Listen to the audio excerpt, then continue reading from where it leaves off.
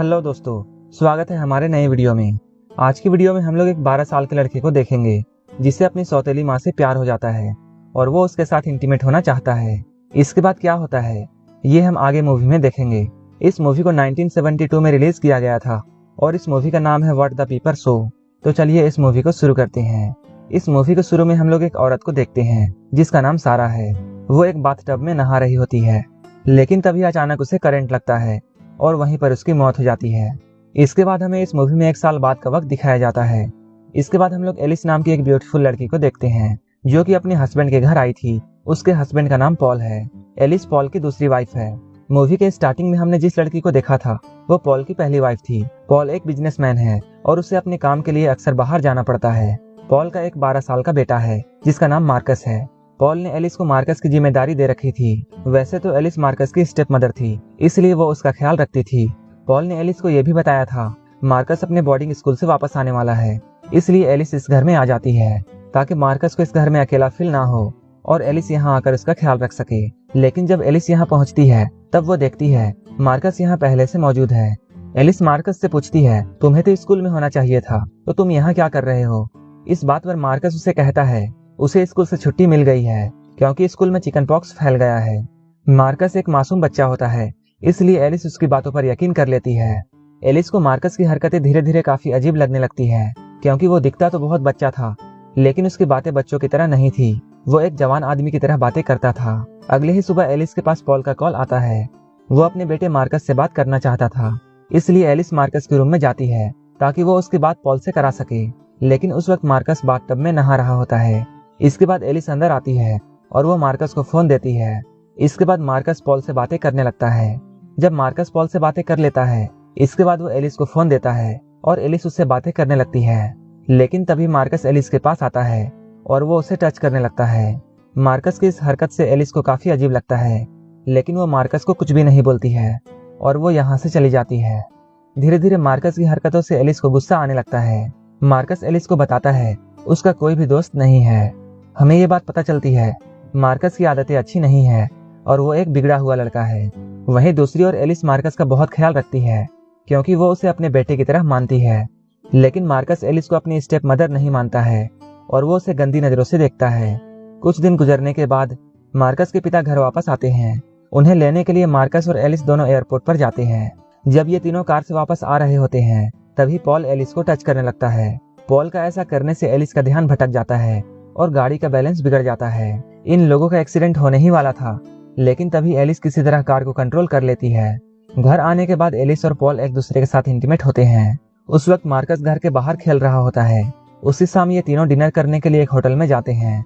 वहीं पे Paul Alice से ये बात पूछता है, क्या तुमने मेरी तिजोरी से पैसे निकाले हैं? एलिस उसे बताती है, मैंने तुम्हारे पैसे नहीं निकाले हैं, तुम्हारे पैसे तो मार्कस ने निकाले थे। एलिस की बातों को सुनकर पॉल उससे कहता है, मैंने तो सिर्फ 500 ही निकाले थे। इसके बाद एलिस उससे कहती है, तुमने तो मुझे खुद ही बताया था कि तुमने डैड के सारे पैसे निकाल लिए हैं। उसकी बातों को सुनकर मार्कस तुरंत उसे जवाब देता है। वो कहता है, मैंने ऐसा कुछ भी नहीं कहा है। पॉल की तिजोरी से पैसे गायब थे और पॉल इसका जिम्मेदार एलिस को मानता है क्योंकि उसके नजरों में मार्कस अभी बच्चा है और वो ऐसा नहीं कर सकता है। जब ये तीनों घर आते हैं तब वो मार्कस के रूम में जाती है और उसके रूम की तलाशी लेती है। उसके रूम में उसे कोई भी पैसे नहीं मिलते हैं, लेकिन पैसों को ढूंढते हुए उसे एक लेटर मिल जाता है। इसके बाद हम लोग पॉल और मार्कस को देखते हैं।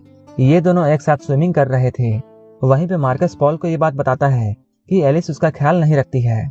वो अपने पिता को ये बात भी कहता है कि एलिस उसे पसंद नहीं करती है। एलिस भी वहीं बगल में होती है और वो मार्कस की बातों को सुन रही होती है। लेकिन पॉल मार्कस को सीरियसली नहीं लेता है क्योंकि वो मार्कस को बच्चा समझता है। ये सब बताते हुए मार्कस पॉल से कहता है, एलिस ने मेरे रूम की तलाशी ली थी। इसके बाद पॉल एलिस के पास जाता है और इसके बारे में वो एलिस से पूछता है, लेकिन एलिस उससे कोई भी बात नहीं बताती है। अब एलिस मार्कस से बहुत परेशान हो चुकी थी।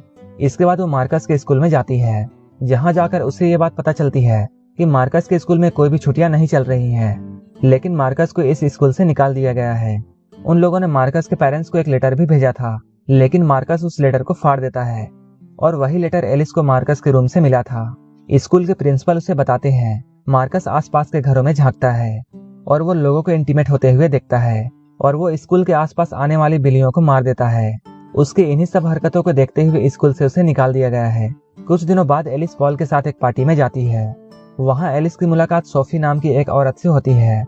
वो औरत एलिस को बताती है सारा मेरी दोस्त थी और उसकी मौत एक बाथ टब में डूबने से हो गई थी। उसकी बातों को सुनने के बाद एलिस को ऐसा लगने लगता है जैसे मार्कस ने ही सारा को मारा था। इसके बाद एलिस घर वापस आती है और वो पॉल को ये सारा कुछ समझाने की कोशिश करती है। वो मार्कस के बारे में उसे सब कुछ बताती है, लेकिन पॉल उसकी बातों पर यकीन नहीं करता है।